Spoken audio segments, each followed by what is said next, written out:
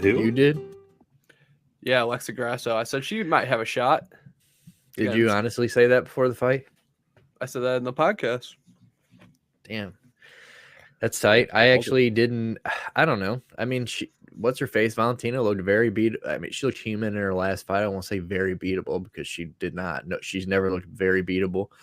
But yeah, that was wild. That that shot they got where as soon as she like lets go of her neck, like she's like two different shades, like her whole face bottom half is like white as a ghost, and then like she is just as red as can be. Like that's vicious.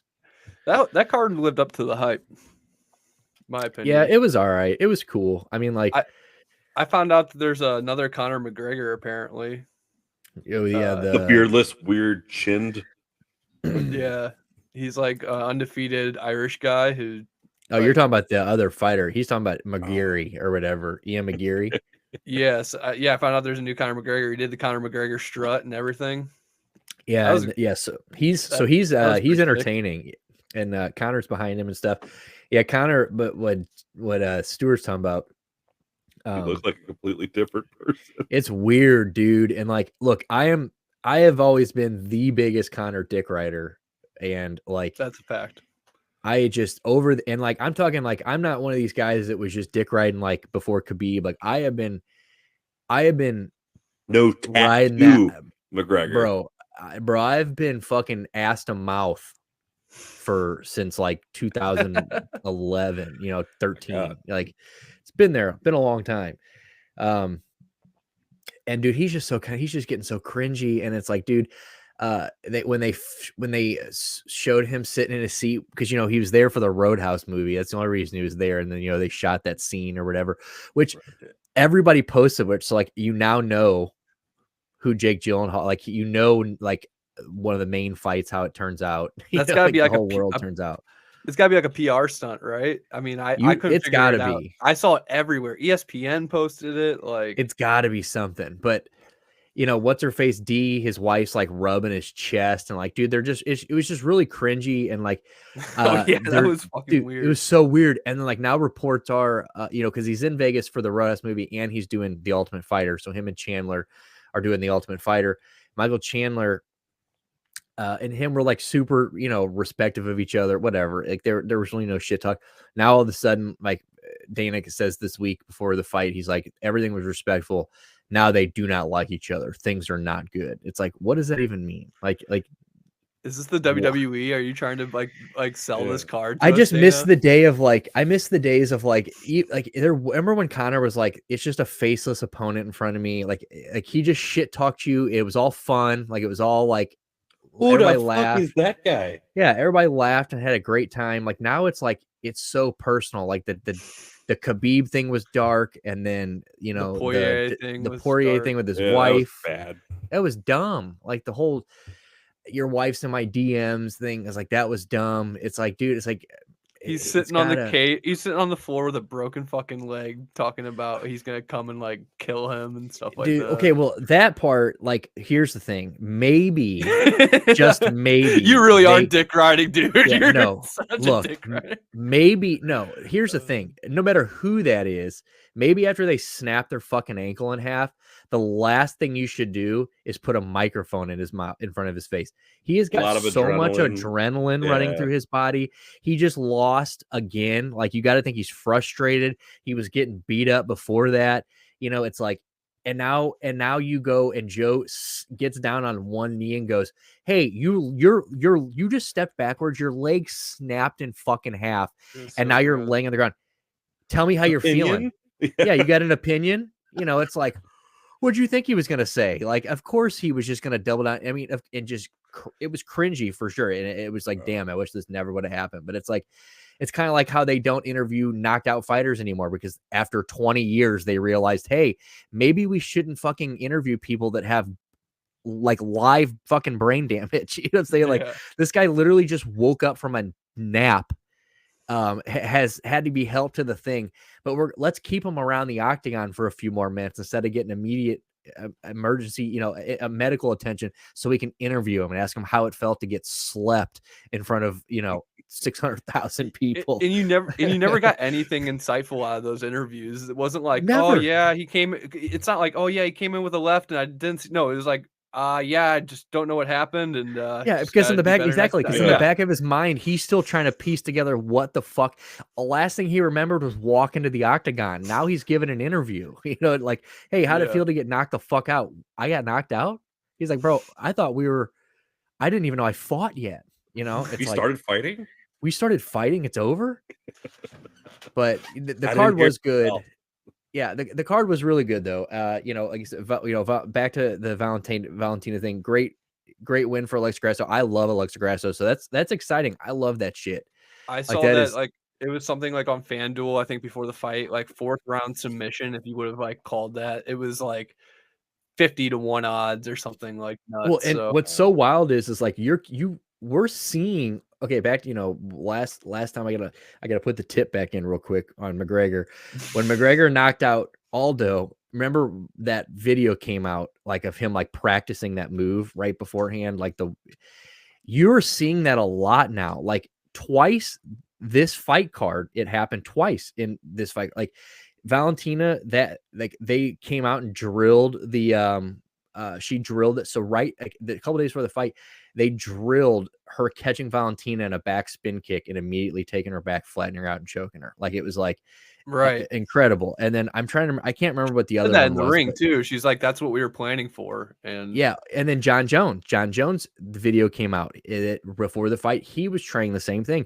That Henry Cejudo, there's a video of Jon Jones sitting in like on his knees on the mat, and Henry Cejudo, world Olympic wrestler who's going to come back and beat Aljamain Sterling, take the belt back. He's drilling, and they're all from Jackson. I think they're still at Mike Jackson's or Jackson Winkle, whatever, out there in Albuquerque. But they're watching him drill, and basically he's saying like, if you know the guy's going to get up, let him get up, and then like jump on his neck. And that's exactly what he did. And like a few days later, so it's wild that like dudes are like turning these like situations into like reality. It's wild. It's cool as shit to see that. Like I think like the more insight they give like with those videos and UFC things, the more you're gonna see that kind of stuff, because like you're clearly seeing like their techniques and their strategy on how they're game planning for these fights. But like that Jon Jones takedown from behind where he has arm over his shoulder and drove Cyril Gane to the mat, like that was fucking like it's little things like that he just makes every fight look so fucking vicious. You know what I mean? It's like ridiculous. It's like you could take somebody down by just tripping them and pulling your weight down to the mat, but that like just the way he does everything just looks like it hurts so damn bad. And I should have known that fight was going to end the way it did. I didn't see this till after. Do you guys know who David Goggins is? That like ridiculous Navy SEAL who runs like 100-mile marathons. He's like, get up, motherfucker! He's like, I never stop working. Yeah. He's always like dominate your inner bitch. Yeah, yeah, that guy. He was there. He was there, and he was training with, or he like gave a motivational speech, I guess, to Jon Jones and his team. And I was like, I saw that afterwards, like, damn, if I would have known that, like, I would have called it a 1st round submission too. That shit was a wrap. Go America, dude. Here's the thing, like leading up to that, they're showing the fucking the pre-fight trailer thing, and like they were doing the ultimate hype job on this, like as far as like spinning it to make it sound like it was going to be competitive. This fight was not ever going to be competitive. Like he says, there's one part of the trailer where he's like, I got caught off guard and wasn't ready for Francis Ngannou's grappling. He goes, that won't happen tonight. I'm ready for Jon Jones grappling. Bro, if you got out wrestled at all by Francis Ngannou, whether you're ready or not, you are in no way, sense or form ready for Jon Jones in any sense, in any fashion. He's gonna fuck you, and like that's exactly what happened. It was awful. I don't think Cyril Gane landed a single significant strike, and then John. So here's the other thing. Jon Jones. I've been a Jon Jones hater for a long time. I mean I've always acknowledged that he is the greatest talent to ever fight, but I've never liked him. I was a DC guy when DC was fighting. DC fucking gets on my nerves now. But his reaction was so fucking funny too, dude. Yeah, but you just hear him and he's everywhere, and it's just like, oh my god, it's like I'm so tired of seeing fucking Daniel Cormier everywhere. Oh no, that's what I was saying. His reaction to Jon winning was like big. Oh yeah, absolutely, definitely sad, especially how easy he made it look. You know, like DC went up to heavyweight and got starched twice. You know what I'm saying? Like, let's not forget that my man put him in the shadow realm twice. So, you know, so it's I'm sure it hurt him deep, but it's I put this on Instagram or Twitter the other day. Jon Jones, it's the Brady thing. Like, if it's 2023, it is March 2023, and if you are still saying that Jon Jones, there's someone that's better than Jon Jones all time, whether it's Khabib, GSP, Anderson Silva, Jose Aldo, insert whomever, you're fucking lying to yourself. And like, it's just a joke. And there's no competition. Jon Jones just came off 3 years layoff with a fucking beer gut and took down the #1 ranked heavyweight in like 2 minutes. And didn't Cyril Gane go 5 rounds with Ngannou? He went 5 rounds with Ngannou, but he got out rest. It looked like he was going to starch Ngannou first couple rounds, and then he gets wrestled by Ngannou. It's like, but that's what I'm saying. It took Ngannou 5 rounds in a decision to beat Cyril Gane, and Jon Jones choked him out. Absolutely. I forget who said this after the fight. 2 minutes. Yeah, somebody after the fight said Jon Jones will 50-45. I think it was Anthony Smith. He's like, he will 5-0 Francis Ngannou, Jon Jones. And I agree with that. Francis Ngannou just is, unless he catches Jon Jones, which no one in the history of Jon Jones' life has been able to do, it's over. Like, he is going to get fucking picked apart. It is just, in my opinion, that's just, I think Stipe Miocic is the best matchup for Jon. And I don't think he can beat Jon. So I don't know if he can beat Jon, but it's the best matchup. If they're talking about that match in like 3 or 4 months, dude, that's going to be like in the summer. That's going to be awesome.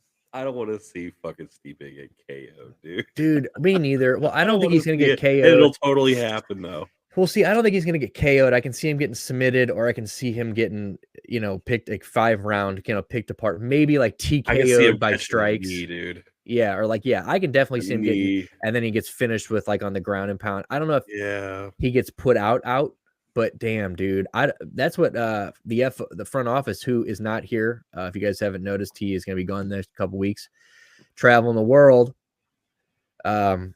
He said that. He's like, damn, dude, I don't even know. And then, dude, Jon Jones said some shit after the fight where he's like, Stipe, you better want to take time off from being a firefighter, because I'm about to dedicate every second of my life to beating you. And it's like, that's terrifying. Okay. I don't like that at all. Okay. So Stipe, you need to fucking get ready. And Stipe's like, oh, it's going to happen. I'm not losing to this guy. So we'll see. I'm excited. Stipe's got a motor, but not Jon Jones' motor.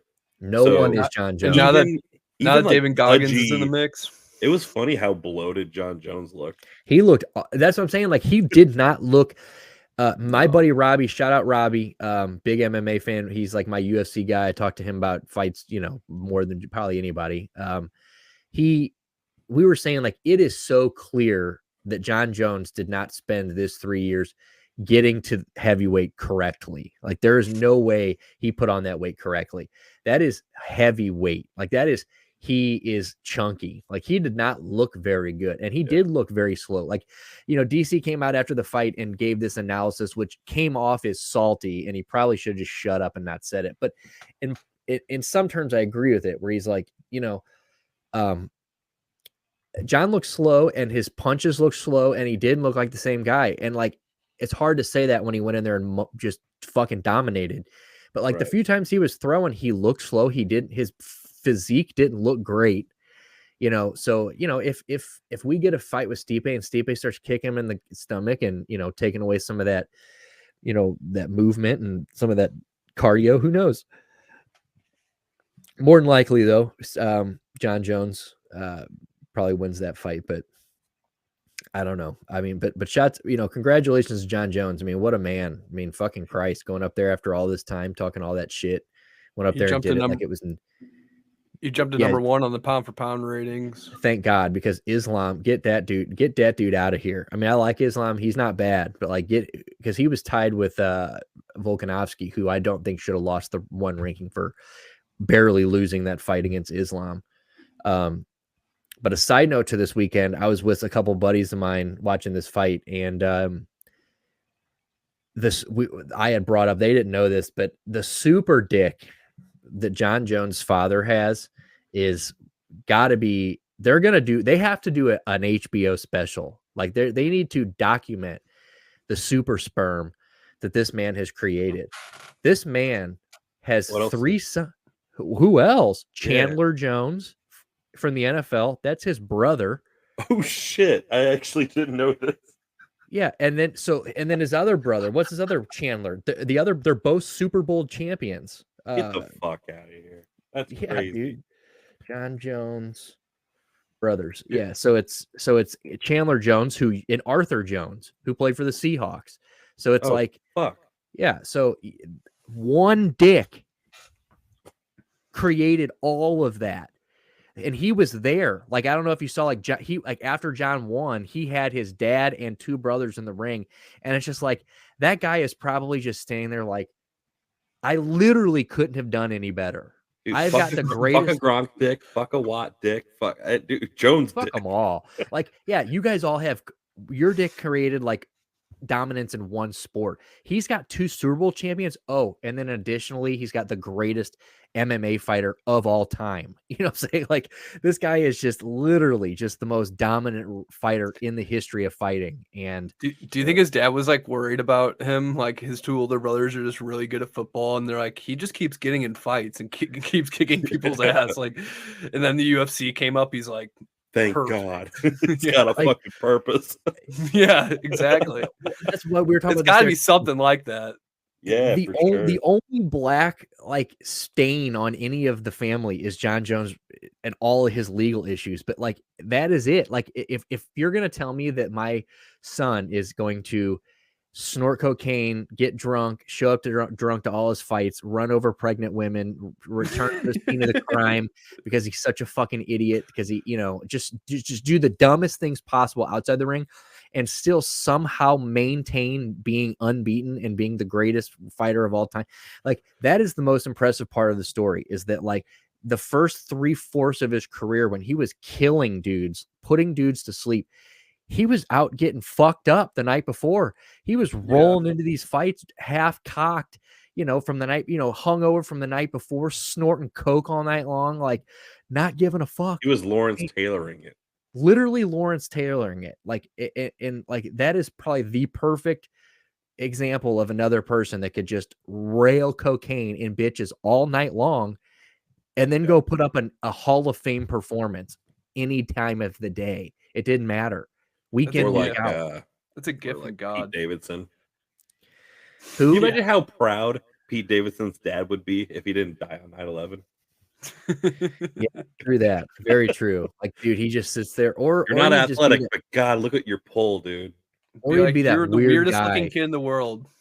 But or he could be the weird dad though too, where he's like, I want to meet them all. You know what I'm saying? And like, he's like Bieber's dad, who's like, I want to taste. Like, fuck. Yeah, and you have to like keep him away, that type of thing. Yeah, but yeah, UFC 285, good shit. Jon Jones. I mean, it was a good card. Shout out Jon Jones. I hope we get Stipe Jones International Fight Week in July. That's all I want now. That's I mean, what's better than that at this point? The heavyweight division is struggling outside of that.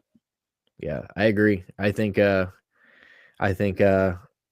gonna get it. If everything goes the way it's supposed to and everybody stays healthy, I think that's when we get it. I think it's always the biggest fight week of the week or the year, July, International Fight Week. It'll be in Vegas. I think we're gonna see it. I think we're gonna see 2023. Jones. Give me Jones, Stipe, and give me Ngannou, Wilder. That's all I want. Please. Merry Christmas. And before we move on, I hate Jon Jones, but I'm almost starting to like Jon Jones because he's such a fucking villain. But he does this, like, I don't know if you saw his post fight speech, but it was very like, it was almost like religious. Like, he was very like kind, but like everyone knows he's not kind. So like, It's like back when DC, like as soon as the camera went off and he's like, DC, you still there, pussy? It's so fucking funny. You're like this fake, dude. Yeah, it's so. He goes. I wish I knew you were at. He goes, I'd spit on you, John. He goes, I'd never let you spit on me. He goes, I'd kill you. But anyway, fucking. Am I gonna let you kill me, John? He goes, I'm just gonna sit back and let you kill me, John. Fucking after anyway. So Francis obviously had to say something, because about all of this, and Francis says, yeah, he says, congrats, Johnny boy. He goes, but I'm still the, heavyweight king or whatever. And he just replies, Francis Ngannou's a big old pussy. Like, dude, yes. Like, it's fucking awesome. Cause like, that is the best. Cause like, that hurts. You know what I'm saying? Like, that's one of those, like, damn, like like he doesn't care about what I just said at all. And he just straight up said, like, you're a pussy. And this is coming off the heels of Dana basically like saying that they've negotiated with him for years and he's so difficult and he will never be back in. Now, obviously that doesn't mean anything, but like, if the money's right, people will get along. Right. That's what I'm saying. Like, obviously if Jon Jones starts starching all these heavyweights and fucking, that is the fight to make. We know Francis is coming back. If he starches Stipe, you got to make the call. You got to. What else do you have? Who else is gonna fight him? We're gonna pull fucking Brock Lesnar. Like, well, he did say that's his dream match, but I think after Brock coming into UFC 200, just knowingly pissing dirty, like he came in and he didn't give a fuck, dude. He came in and fought, dropped dirty, didn't care, and dropped off the face of the earth. That Tai Tuivasa fight, you can't even find it on YouTube. It's like it never even existed because I guarantee the UFC is just like, delete the photo. I thought it was Mark Hunt, right? Oh no, it was Mark Hunt. You're right. Hunt, sorry, I got my Samoans mixed. Dude, he just made because then he bitched for years. He sued the UFC because he said that they knowingly. You can't find it on YouTube because like it's Mark Hunt.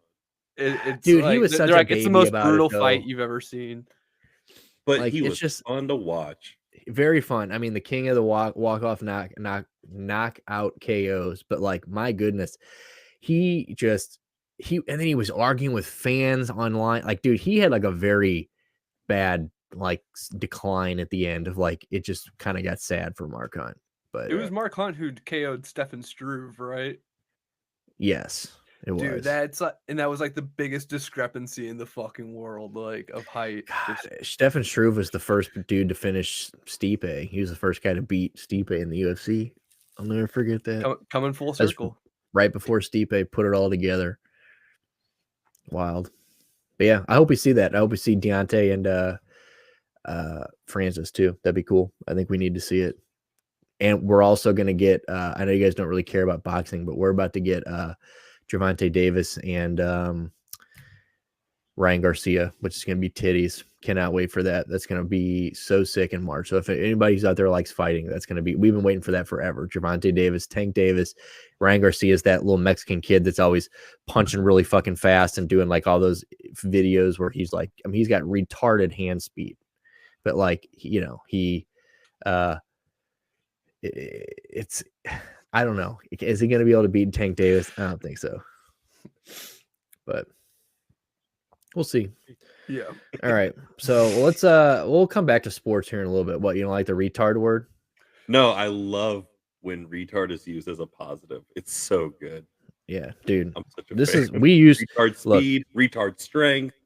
I was just thinking of what retard speed. If you don't like the use of retard as a positive or gay as a positive, like, dude, well, Jack's retarded. That's not positive. And like that doesn't like we're in the wrong place. And Nick's super gay, and I'm super gay. So it's like, dude, it's like this. You're in the wrong place. Yeah, you don't want to be on the wrong side of history. Hey, hold on. This is me. It's me parking the bus, opening the door. Get out. Okay. That's what I'm doing. Okay. Back on the bus. Here we go. Next stop. Let's talk Cop City because I just educated myself on Cop City today. And what in Atlanta? Fucking shit show that is. Yeah. We want to talk about retarded. Cop City is retarded. What a dumb fucking idea. There's no forest in that city anymore. They're going to tear up the last of it to make room for this giant, like, what, academy? It's like a goddamn, yeah, they're like, it's like factory. a guerrilla warfare factory. Wait, what is this? Tell me about this. I had no idea what you guys are talking about. Go for it, Nick. So basically, Cop City they're tearing down like what's little left of forest in Atlanta to build this. Let's see how big it is. It's fucking huge. It is. So it's like it's basically like a huge military environment. Like it's like a training zone for the Atlanta police. It's gonna be the academy. It's gonna be like the headquarters. It's 85 acres. It's a 90 million 85-acre training space. The facility is expected to include classrooms, a shooting range, a mock city for burn building and urban police training, and a course for emergency vehicle driving training, according to the city. Officials said the remaining 265 acres of the property, which until 1995 served as the old Atlanta prison farm, will be preserved as green space. So, like, come on. Like, dude, Atlanta, wrong fucking city to be doing this in, by the way. Like, anywhere else. But you chose Atlanta. Dude, what's up with the fucking cops, like, getting all these, like, leftover military fucking, like, tank? Like, cops have tanks now? Like, what the fuck is that? That's shit? The problem. Like here's they do, like, their little parade, and every one of them's holding, like, a fucking $100,000 gun set up with, like, fucking, like, ARs and fucking rocket launchers, driving in like 3 tanks, and it's like the St. Louis Police Department, and you're like, what the fuck are you guys going to war with the citizens of the city? Well, that's the like, problem. The like here's my thing. Like I'm sure the people hear me in everyday life thinking, and they who know me probably, oh, this guy's anti-police, whatever. Like, you look, I don't fuck with the cops on an everyday basis. Like, I'm not going to be the guy that's like, oh, fuck every last one of them, but like, whatever. Oh, cops are bastards. You don't have a thin blue line bumper sticker? Just right down my ass crack. But anyway,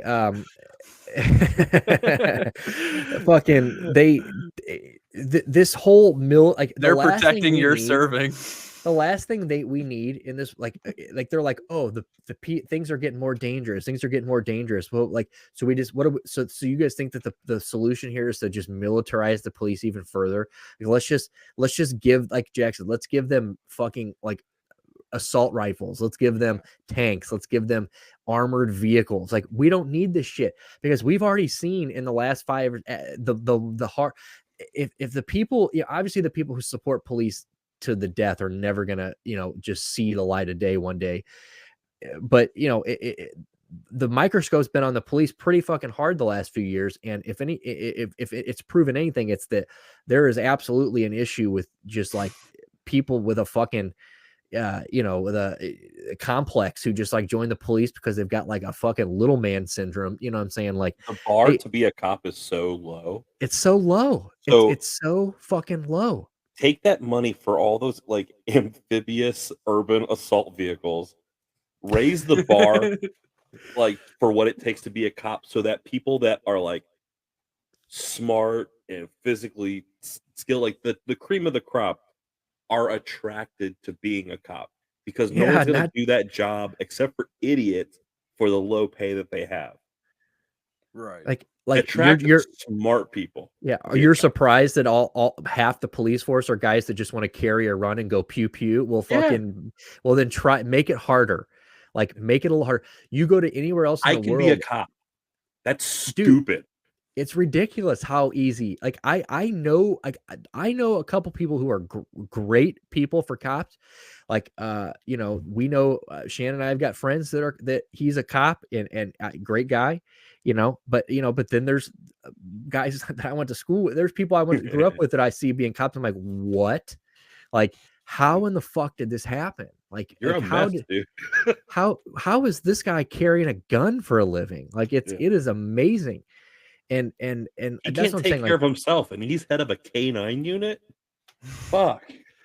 You guys sound like Teddy Roosevelt. Do you know what he did with the New York Police Department? He straightened them the fuck out, bro. So back in his day, like, being a cop was just like being like a mafioso with a fucking badge. Like, you were connected.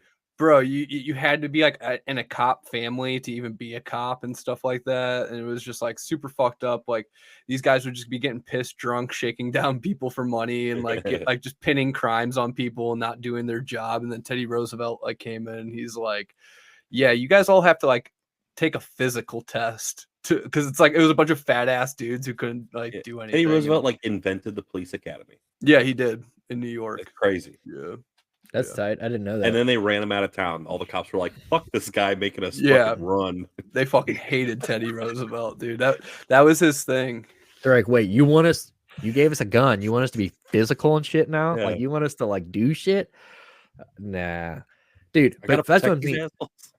And nowadays, we need like, a new Teddy, a new guy to like. We need Steven my other Seagal to come back to the police force. Well, we need Steven. Yes, we need to fast track his new citizenship quick and get him backstage. Do you remember that show where he was a cop? Fuck yeah, I remember. He was like, he was a cop or something, and everyone wanted his goddamn. Everyone wanted an autograph. That was the best part. Everybody's like, "Is that Steven Seagal?" They're like, "Damn, can you shine my T-shirt real quick?" You know, be like, "Yeah, I got meth on me. Arrest me, Steven Seagal, please." It was so good. But yeah, but one of my favorite things that I hear today, like when it comes to like the police, like. And I guess it goes along with the fucking giving them more military grade equipment. I don't want to hear this, I was afraid for my life shit. Like, I don't want to hear this. I was afraid in every situation. Like, bro, you signed up for this job. Like, you get paid to not be afraid in those situations. You should be trained to not be afraid in those situations. That is the whole point. Like, now I know it's human. Yeah, I know it's a human's nature to be a little bit afraid in a gunfight or in a situation like that. But like, that is what you signed up to do.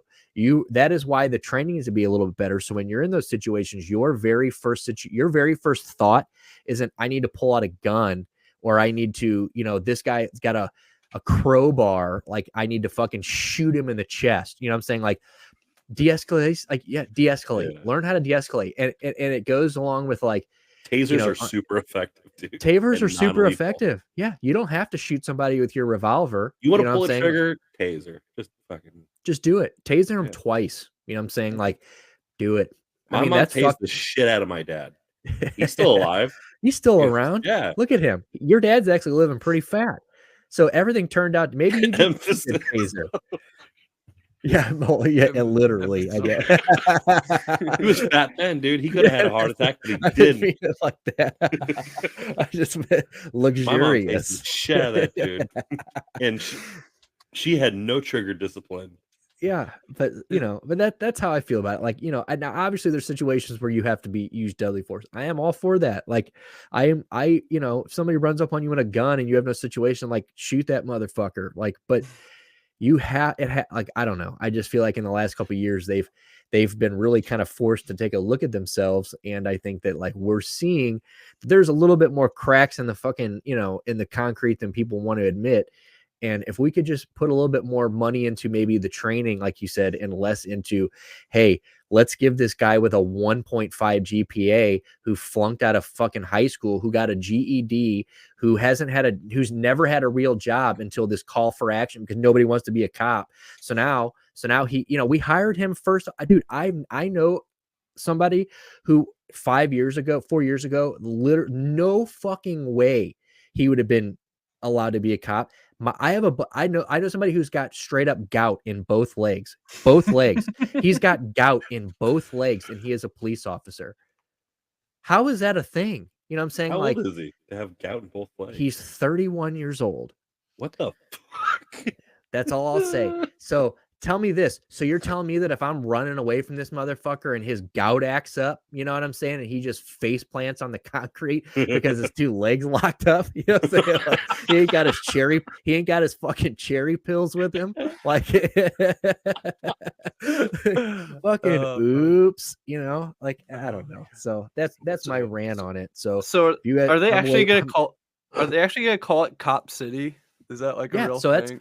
So that's like a the movement is called Cop City because it's such a huge complex that's the dude. They could have their own. They could have their own slogan. Like they have their own slogan. The "Take me down to Cop City." Yeah. Dude, Well, that was one of those ones we should have got out before the show started. The next because the next verse is because the blacks aren't mean and the pay's not shitty. Yeah, dude. Bro, do we have the sound? That's a good queued that's up? a good one. Fuck you, dude. Fuck you. That's a good one, dude.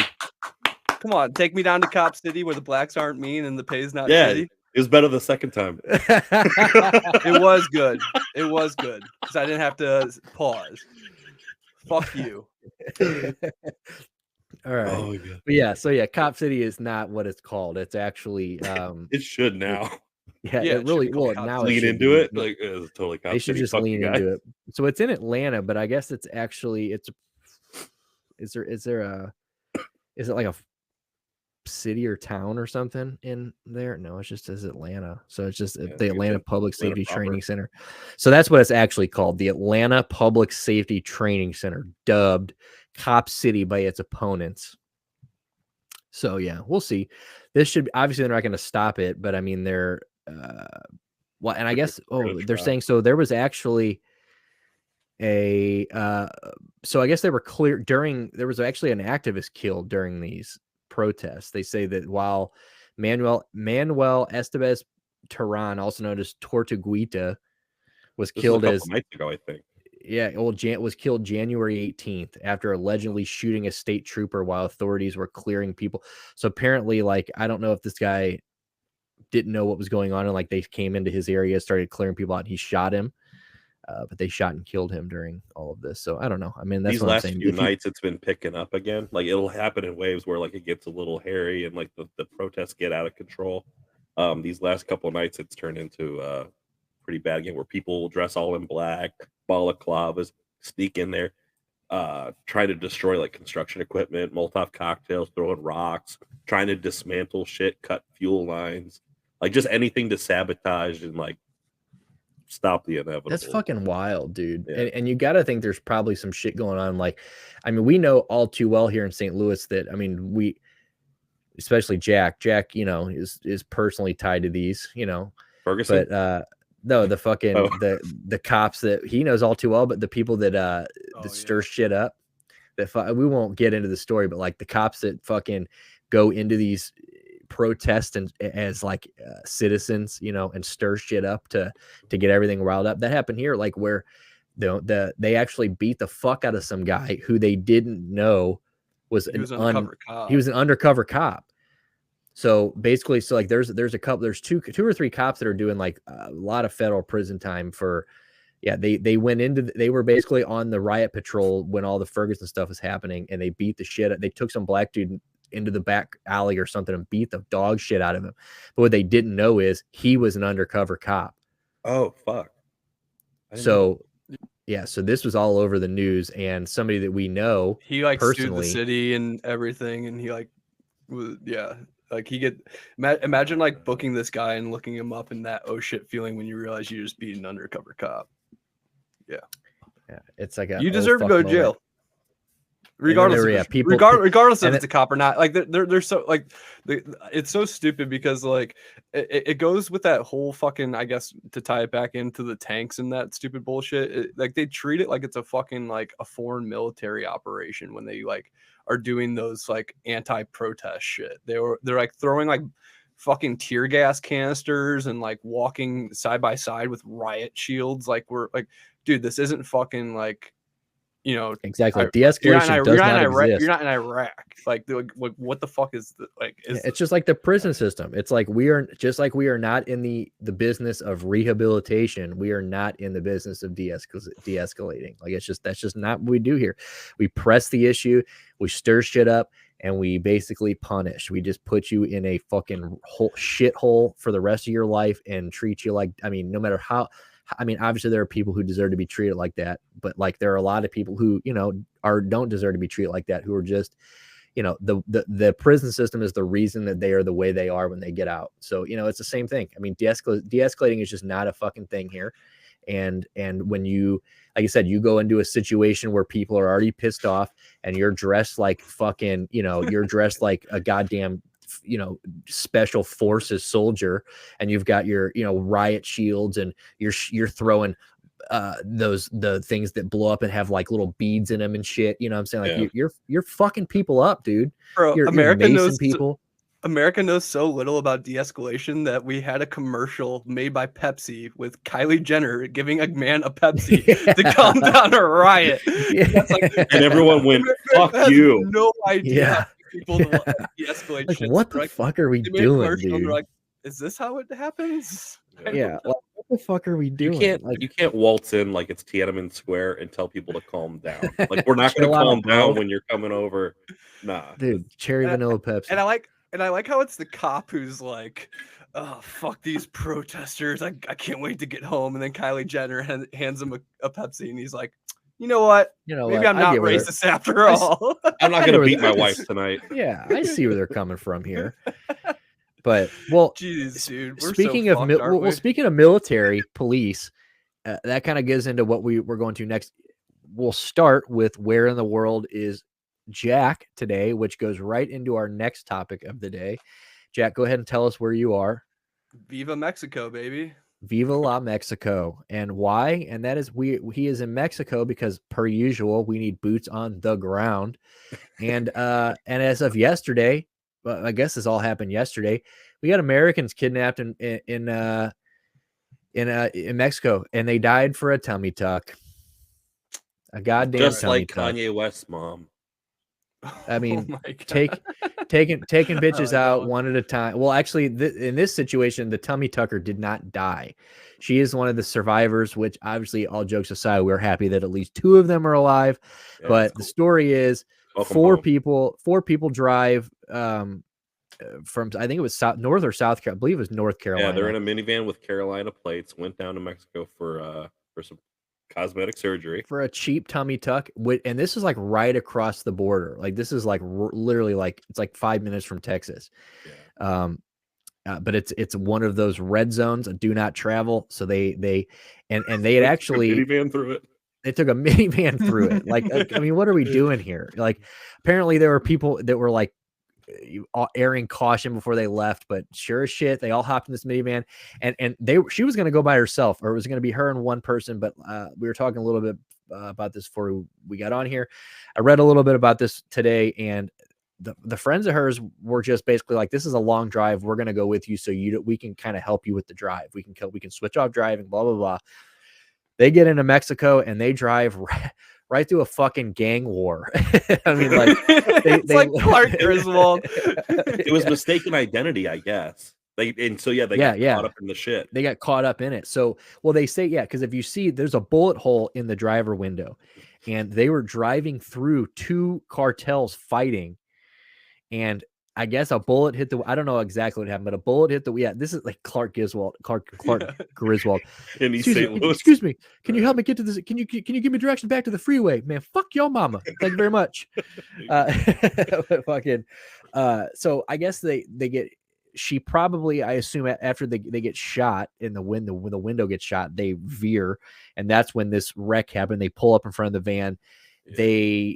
There's video that, that it kind of took the world by storm yesterday, because this video comes out of just like this chick getting thrown in the back of a truck and 4 people being kidnapped. And everybody obviously quickly learns that they're Americans. And usually stuff like this takes a while. You don't either, they never find them, or there's like a long hostage negotiation. And then it's either from a fucking bridge. Yeah. Something. But like the fact that like the very next day they find 2 of them dead on a beach, I guess they on a beach stretch. And then they found her and a guy in a safe house or in some kind of house or something. And luckily the guy was injured. She was unharmed. So the guy got one in the leg or something. Yeah, he got shot in the leg or something, but they are both back on U.S. grounds right now already. So good shit on that. But like, damn, like, bro, you got to be smarter out here, people. Like, you can't be fucking tummy tucks. Like you can't be driving into a country that's pretty much a live. It's like a certified live leak video, bro. Like Cat Williams said, bro, if he ain't hitting it because you got stretch marks, then move on. Like the tummy, you don't need a tummy tuck that bad. To where you're driving. You died on some bullshit. Cartel territory. Like, damn. That is pretty like funny to imagine though, like somebody just like a gang war's going in the middle of the street, and around the corner just comes a white minivan, just like, hey, can you guys help me get back to the freeway, kind of thing. Oh shit! Like, Oh shit! Oh shit! yeah, exactly. That's so funny, dude. Yeah, that's so wild. I just North can't believe Carolina that plates. They probably thought it was Mr. Beast. They're like, shit. like, dude, this motherfucker's. He's like, it's like I got a blind son. Andale, andale, andale. You know what I'm saying? They're fucking Mr. Beast, Mr. Beast, and then they like open the door. It's not Mr. Beast. he refuses to click. They kill him in their anger. blind. Yeah, yeah. They're like, what the fuck? Yeah, that's so funny. Thanks, Mr. You will not cure my son. You fucked it up for everybody, Mr. Beast. You know, cartels don't want to fuck with Americans because, you know, obviously they probably have a hand in the tourism money.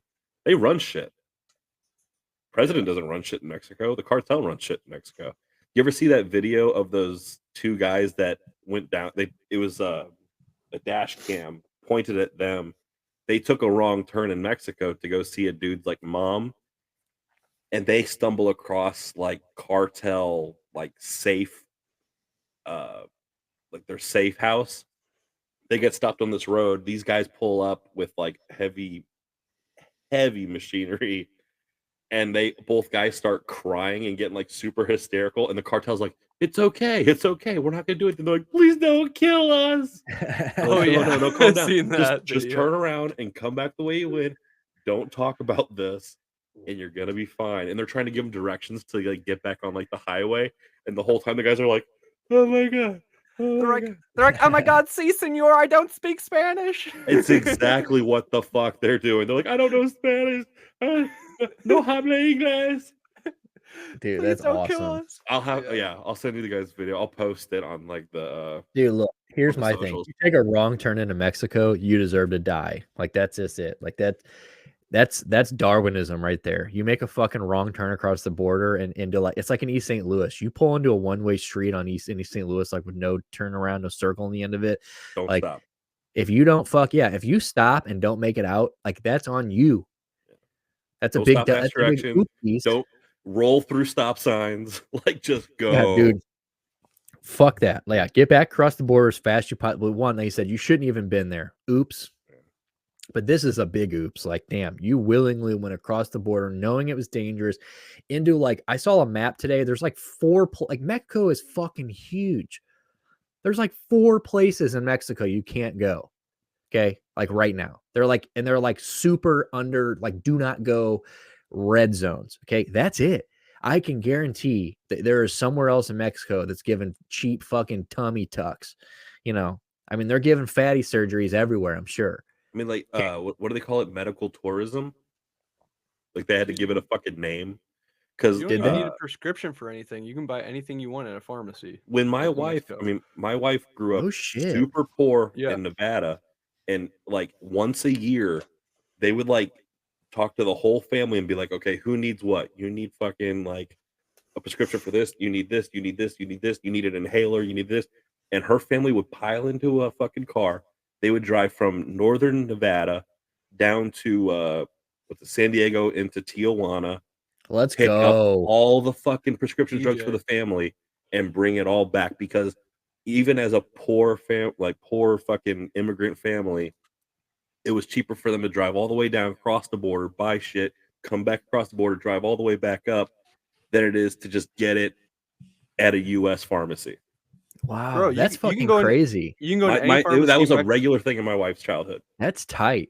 Yeah, you can buy like Vicodin, you can buy Adderall, you can buy like testosterone, you can buy any it's like a pharmacy, but you don't have to have a prescription. You can pick and choose. Those little blue pills, the Azul, get that Viagra. Yeah, dude, it's pretty wild. I love Be your own doctor in Mexico. I love the struggle, real, dude. bro. You're fucking and now, not full circle, dude. Now she's living in, city of cities. Fucking whitest fucking town ever. That's what I said. So a couple weeks ago, she got mad at me because I was eating fucking sweet Hawaiian fucking tortillas. She's like, "Oh, those aren't corn tortillas. You live in Springfield, okay? You betrayed the family the moment you moved to Redneck Island. Okay, like, Cop City. the moment you moved into a red state like you did. Well, I don't, Nevada might be You red. saying my wife's a sellout, dude? She might be a sellout, dude. Like, don't get me wrong. She is core to her. Like, she's very strong in the values, but like, look, but like the reason she has to be so strong because she broke the cardinal rule. She moved into like Yeah. the white man's territory, dude, like the heart of hearts. She had to grab some of that privilege, dude. I don't blame her. No, I Makes know for life a little sure. bit easier. I mean, she come locked on. down some privilege, dude, for sure. For I mean, sure. and like she married it, so I'm very proud Yeah. of her. But yeah, that's tight. I like hearing the struggle like that though. That she had to fucking like, dude. I hear my grandparent, my grandma on my mom's side, all her grandparents were covered wagon Indians. Them motherfuckers were doing all types of shit like that.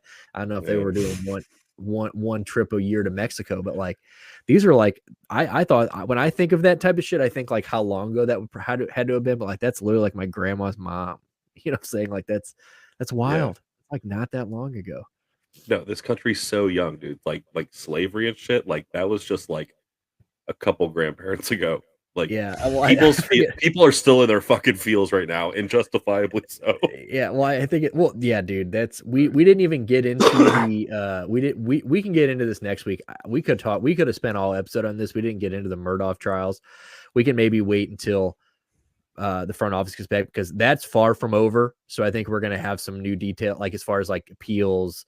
He's got other cases coming up, so we can wait till the guy who lives in that, around that to talk about it. But yeah, the Judge Newman, the trial on that, this guy, I think that, played a lot. This guy literally is like grew up and went to segregated school. You know what I'm saying? Like the judge of that trial, like you're thinking like, damn, this guy.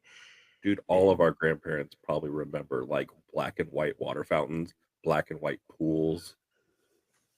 Wild. Especially Jack's, dude. Look at the white skin on that guy. Jack, I'm Jack's so sorry. family filled in the pools. Yeah. Did you know that dude, they didn't let Italians drink from water fountains until 1974.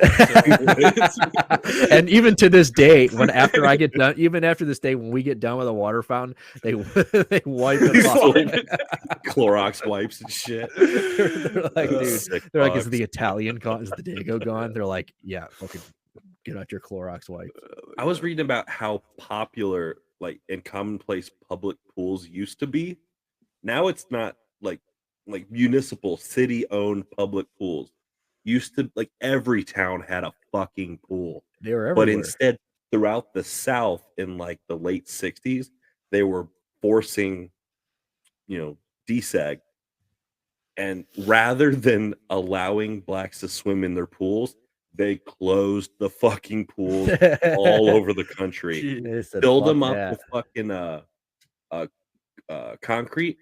If you're in any given fucking town in the South United States, if there's like just a park, a bare like lot where it's like, oh, here you can walk your dog here. If you were to dig a little bit, you'll find just a concrete slab. And guess what that was? The pool that they closed because they'd rather not have it than get to share it with black people. That's how fucked up this shit was. We'll just forget about swimming. Yeah, fuck swimming. And that was just one grandparent ago. Yeah. That's so crazy. Yeah, that's wild. Yeah. My grandma, like, you ever saw like The Help? Yeah, I did see that movie. It was a good movie. Like we don't need any more of those.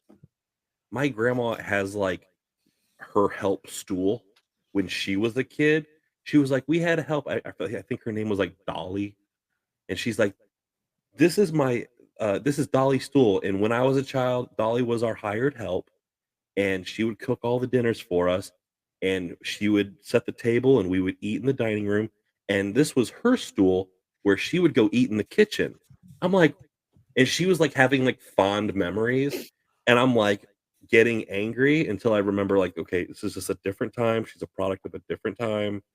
But she was like very like, they like repainted it and there's like a little ladybug on it, like all this happy little stool. No, dark fucking memories in this stool.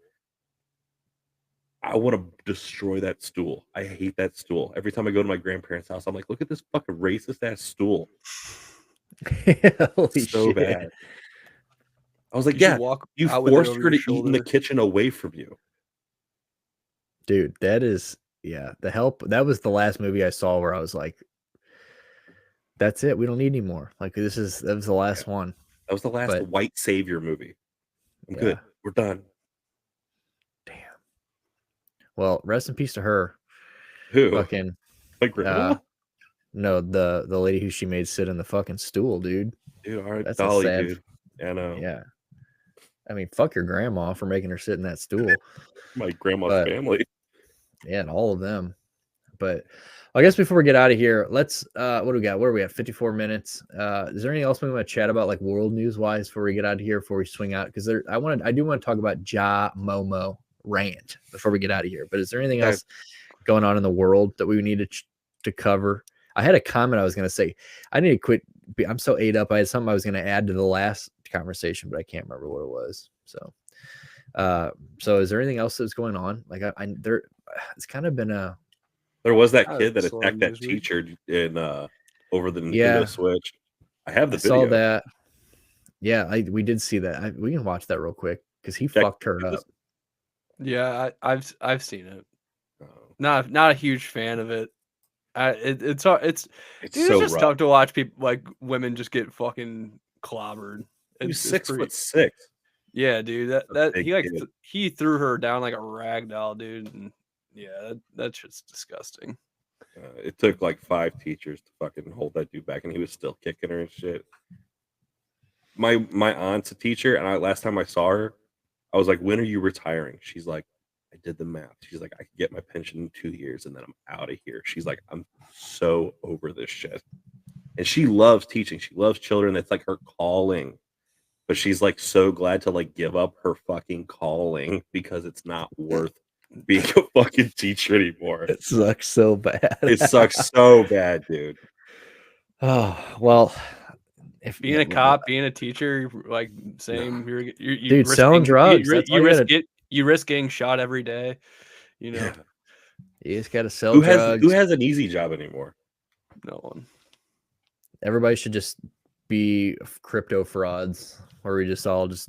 That's what we should do. Yeah, we should just tell everybody to. We should just do a PCR coin. We should do Tell some everybody NFTs. how sick it's gonna be. Drive that bitch through the roof.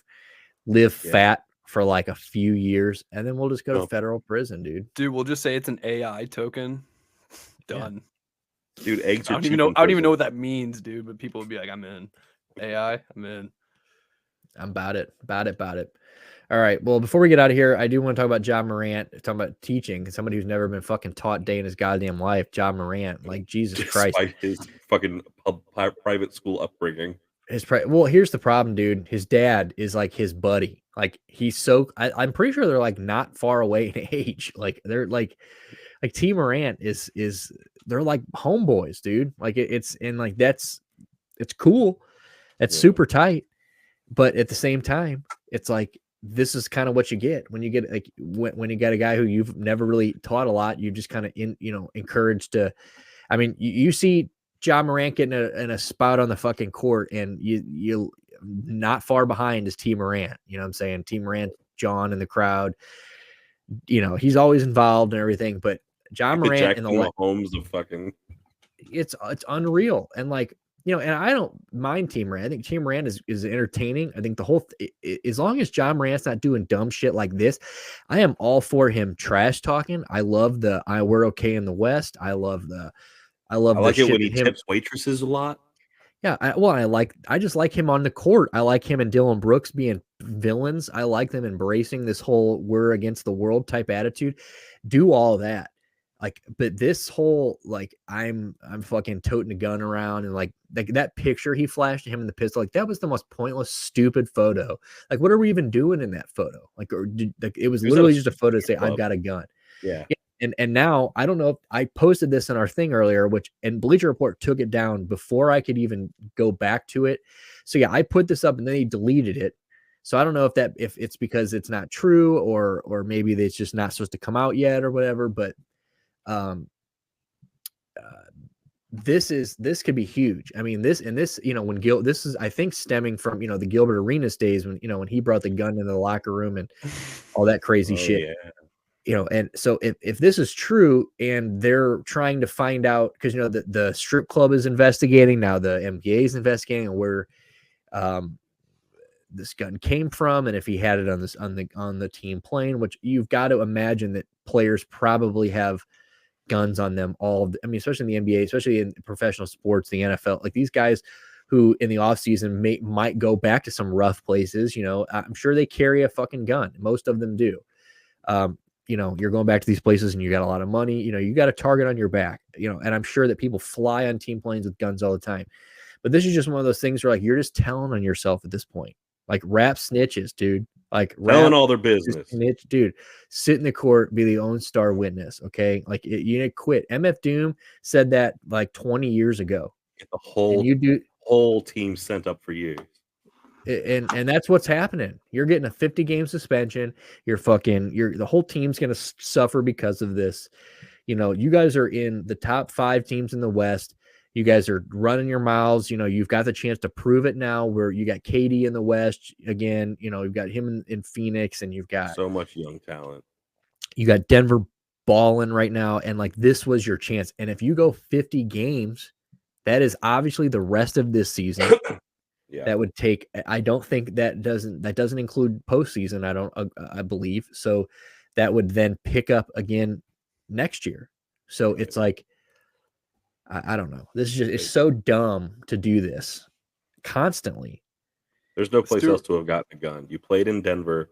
You left the arena. You went to a strip club. Maybe stopped at the hotel or something on the way to the strip club. There's a gun. You had a fucking gun. Yeah, it's dumb.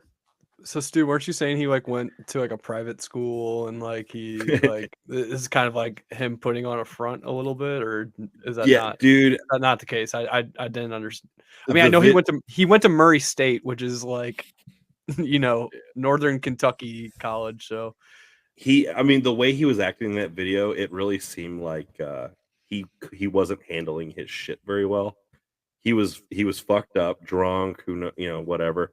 But he was definitely like feeling himself. Yeah, he was out of control. Where he was just yelling like, "I'm fucked up," like a 13-year-old who's fucked up for the first time. Well, I had tweeted this on our pop culture account where it's like he's trying to be the first player to get into the hood. Like, it's like most players get into the NBA to get out of the hood or out of their situation. Yeah, he's trying to get into the fucking hood, and like, bro, who are we think we like? They had said AJ Brown was just on a shout out AJ Brown, Philadelphia legend, ex Tennessee Titan. He was like, bro, your boy. He's like, why is this dude acting like trying to be Larry Hoover? He was like, what the fuck is this? And the guy next to him, because yeah, he's like, bro, John Morant's the kind of guy that like some gangsters rolled up to him and said, "Hey, bro, we fuck with you." And he goes, "Oh, you fucking me? Can I ride with you?" You know what I'm saying? Like, that's the kind of that's literally what this is. Like, it's like, bro, you one more. Quit trying to be what you aren't. You know who you don't see rolling around flash? I mean, like Damian. You don't see dude like Damian Lillard. Like, you don't see, like, there's motherfuckers that are coming from real fucking rough upbringings that aren't doing this. That's why, despite every fucking bullshit thing going on, Damian Lillard is like, "No, I'll stay in Oregon. I'll stay in Oregon. Just keep me where the fucking hippies and these far left wingers, all these white people, these stinky white meth. People. Yeah, just I'll keep me around these stinky white people. Keep my nose clean, and guess what? Another few years, I got multi generational wealth, and my babies and the grandbabies and all, mom and them, all taken care of." Yes, sir. Yeah, I agree. So hopefully John Morant gets this turned around, because I love John Morant. I mean, shit, you've got don't you have a John Morant fucking figure on your? Yeah, I mean, I love what the Grizzlies are doing. I hope your nose clean. I hope he turns this around. I hope he learns from this. I hope he gets his head. I mean, he's young. I think he will, and I know he will turn this around. And he's going to come back better from this. Yeah, I mean, and he's a superstar. The guy's the face of the team. He will be back. He'll be better from this. But like, dude, quit being fucking dumb. Like, there's nothing cool about like playing gangster or playing fucking hard. Like, dude, if you're not hard, then you're not hard. Like, there's no point in like being somebody. Like, you're gonna get your ass thrown out of the fucking league. Like you said, you blow this, it's like, oops. Like, you just screwed that up for so many people that come after you and like your family, and it's a sad situation. Go So, ahead and rap bad. Rap bad. Yeah. Shaq Rap rap bad. bad. Jack Fucking rap bad. Dame rap bad. Go ahead and rap bad. I think Dame's that's not it. great, but he's not bad. I think Dame did a song with Fusion. Yeah, Dame's not the greatest. Cole but- Beasley rap bad. Yeah, Cole Beasley's been right. Yeah, he wrapped up his vaccine shot. So before we get out of here, the last thing we're going to do before we head out of here, because we're already over an hour, we're going to today was everybody started getting the NFL. Everybody started getting franchise tagged. Yeah. Lamar Jackson got the exclusive. That's the big one. So he's able to talk with other teams. But now the Ravens have any chance to match it. A few teams have already said they're not. A bunch of teams that they thought they were going to go to have said no because of the exclusive tag, like the Falcons, Dolphins. There are a few other ones that are backing out of it, Commanders. But here's a list of, for people who are watching, here's a list of the people who are franchise tagged today and yesterday, the last couple days. For the people listening, I'll read them off. For the Baltimore Ravens, you got Lamar Jackson, Saquon with the Giants, because big news today with Daniel Jones. They get 4 years, $100-something million for Daniel Jones. 160 million. I think it's like, yeah, it's something crazy. Yeah. So big news there. So they have to, basically it was going to be, they were going to sign one and tag the other. So we get Daniel Jones signed, Saquon gets tagged. Josh Jacobs with the Raiders, Tony Pollard with the Dallas Cowboys, who there was some rumors he might leave, which there was some saying that he would fit with the Eagles, and boy, I would have loved that, but it ain't gonna happen. Evan Ingram with the Jags, who was good, great year, career year with them, and Daron Payne, which Daron Payne, it kills me because he was the Browns were going. I think the Browns were going to get him if he didn't get tagged. So we'll see. All this list right here says to me is fuck Ezekiel Elliott. No running back will ever get paid ever again. Yeah, he ruined it. And I mean, he's just like they will continually franchise tag after the rookie deal and then hope you burn the fuck out. That's all it is. Yeah, dude, what a swift downhill. I mean, and Tony Pollard at this point is such a better running back. It's sad that he's basically just cock blocked from a starting job, because they have paid Zeke so much money. Dude, but oh well. What do you got? Do you get any ones that surprised you, Jack? I mean, what do you think Lamar? What do you think's gonna happen with Lamar? I think Lamar. I think a deal gets done just because of the options that are available and the fact that like the alternative of a team like giving up so much to sign him is just Pro Bowl Tyler Huntley, baby. Let's get Lamar Jackson as a Jet. Dude, Aaron Rodgers. I think Aaron Rodgers is gonna be the Jet, but I don't Aaron know. Jones, he made it very clear that he's like, no. He's like, they got Flacco. He's like, no, I want my boy A-Rod. I think he's gonna end. So I think he's gonna end up with the Jets. And lastly, how do you feel as a Saints? Are you warming up to the Carr thing at all? I think Derek Carr is, like you guys said, he's better than Winston and Dalton right now. Obviously you guys know I love Jameis Winston. Like he's my I do too. Boy. Love the guy. Yeah, like I think I after everything that happened, he sat out that first year. He got injured the second year. I think we haven't given him a full shot, and I would be lying if I said I'm not worried that he's going to go to some team, be their backup, and get the starting job and just ball out. Because I just think the system that we put in front of him was not going to. He was not going to be a winner in that system. And now we have Derek Carr coming in, and the Saints are like back up against the wall on salary cap for the next year. And then I think this NFC South is going to be really easy to win because I think all the teams pretty much suck ass. And so even a mediocre Saints team has a chance to make the playoffs next year. So we'll see. Kind of right. Yeah, I mean, you got the Panthers and Falcons haven't found their franchise quarterback yet. Marcus Mariota just got cut, this week, and then, Carolina is Carolina, and then Tom Brady retired. So, I think out of all the teams, we actually have a quarterback, so I can't really be too upset.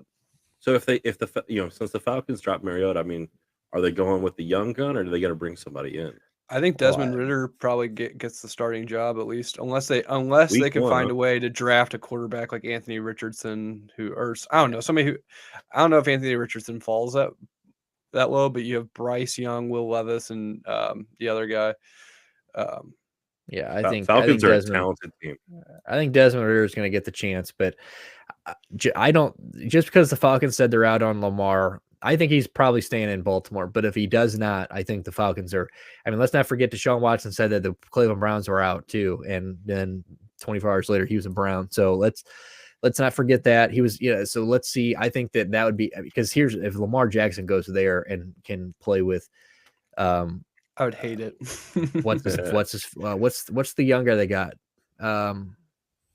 Drake London, and you know what's his face Kyle Pitts, who I think can be the best tight end in the league if he just gets I mean, he's so talented. The guy's a wide receiver. He's so ridiculous. I really love Arthur Smith too, who's their coach. So I think if he gets a quarterback, I think he's he can make any team into a good team. Yeah, I agree. So we'll see, but it's enough of football. We'll wait until we get a little further into the year, unless anything big happens. I mean, we'll see in the next couple of weeks as far as like Lamar and Aaron Rodgers and some bigger stuff like that. So when those dominoes fall, we will obviously talk about them. But in that case, episode was this 38? 38? Episode 38. All right. Well, thank you guys for tuning in. We got this week and next week without our front office. So it might not look as pretty. I mean, I think we did. Stuart, I think you did pretty fucking banging job today. Nice multitasking. Pretty nice. So, make sure you guys follow us on our Instagrams and all of our socials. Every Wednesday at 8 a.m. New episode, 8 a.m. Central. Make sure you are following on all of our socials. You thumb up our YouTube videos. You like and follow us on YouTube, and be on the lookout for our clips. Especially follow us on TikTok. On that note, you guys have a good week. We will see you next Wednesday. Peace. Bye.